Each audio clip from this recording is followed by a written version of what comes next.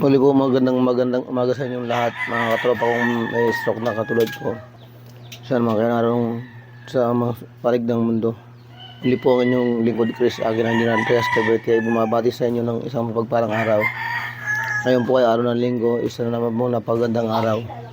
Muli po ay magpasalamat tayo sa Panginoon Diyos dahil bigyan na naman tayo ng pagkakataon na at manibagong pag-asa. Tuloy lang po ang buhay. Wala pong susuko. Tuloy lang po tayo. Kapit lang sa Diyos. Di niya tayo iwanan, di niya tayo bibitawan. Tulad niya po, ako rin po ay di nawawalan ng pag-asa. Kaya magsama-sama pa tayo manalangin na sana'y pagalingin na dyan tayo. Upang magabalik na tayo sa normal na buhay. Ngayon po humingi ako ng basbas sa kanya kasi pansamantala akong magbabakasyon sa Batangas sa bayan ng asawa ko.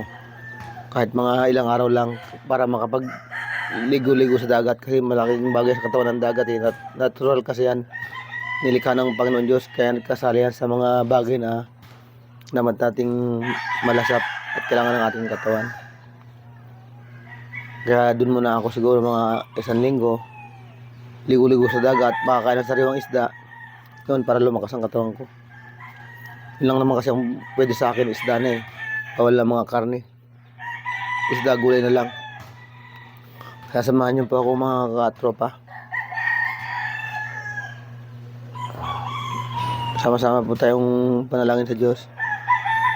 Diyos Ama, galingin mo na po kami sa buwan ng mga kapwa ko may karamdaman. Tulungan niyo po kami maka-recover at na makabalik kami sa aming normal na buhay, na makapaglingkod kami ng tama sa aming mga pamilya. Lagi mo po kami ikad sa tamang landas upang di na kami magkamali. Gamayan mo po kami, Diyos Ama. Ingatan niyo po kami saan man kami naroon.